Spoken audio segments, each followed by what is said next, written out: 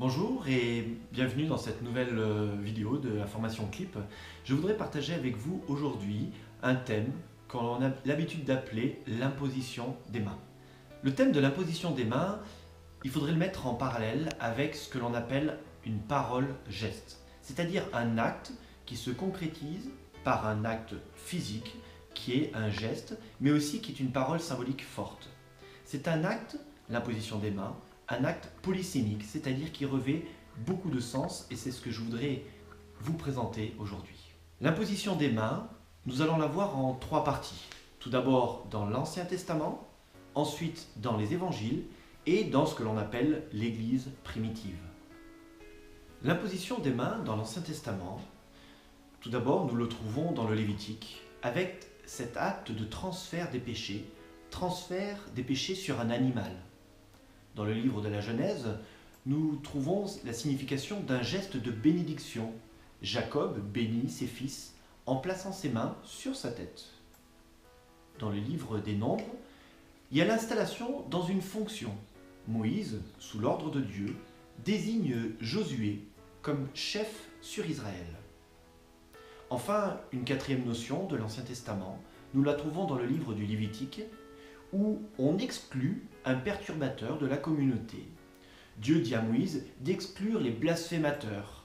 Et l'imposition des mains est ce signe d'un jugement, d'une sentence. Dans les évangiles, nous voyons Jésus imposer les mains pour guérir les malades. Dans le livre de Marc, nous voyons Jésus qui accueille les enfants et leur impose les mains. Dans l'Église primitive, l'imposition se traduit particulièrement dans le livre des Actes. C'est un acte de guérison. Nous voyons par exemple Anania qui impose les mains à Saul pour qu'il retrouve la vue. Toujours dans ce livre des Actes, il y a une sorte de complément du baptême. Pierre et Jean posent les mains sur les nouveaux convertis qui ont reçu le baptême d'eau, mais pas celui de l'Esprit Saint. Les 12, les disciples, désignent des diacres pour qu'ils puissent servir dans différentes fonctions. Le service aux tables, le service dans la vie quotidienne ou le service de la parole, de la prédication. Dans la lettre à Timothée, l'apôtre Paul parle d'ordination. Paul rappelle à Timothée la bénédiction qu'il a reçue par l'imposition des mains, par le collège des anciens, malgré son très jeune âge. La bénédiction n'est pas à sens unique. Elle ne signifie pas la même chose en fonction du contexte, du lieu, ou du lien de subordination entre deux personnes. Je vais résumer l'imposition des mains en 5 dimensions. Tout d'abord, c'est l'action de Dieu vers l'homme.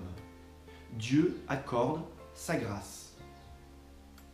Deuxième aspect, l'homme vis-à-vis de Dieu. L'homme loue Dieu, l'homme adore Dieu. Troisième dimension, l'homme par rapport à une autorité supérieure, un chef, un supérieur. L'homme reconnaît l'autorité de la personne qui est devant lui. Enfin, il y a le chef supérieur vis-à-vis d'un autre homme, où il donne son aval, il donne son accord.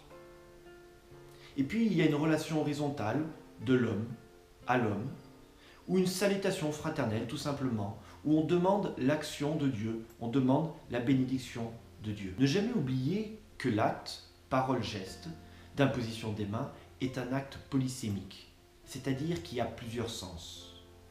Ne jamais oublier l'importance de cet acte et de toujours le remettre dans un contexte, dans une perspective particulière. Je vous encourage à vivre régulièrement des impositions et pas simplement dans des moments difficiles, puisque c'est un acte véritablement de bénédiction et d'encouragement dans la foi. Que Dieu vous bénisse.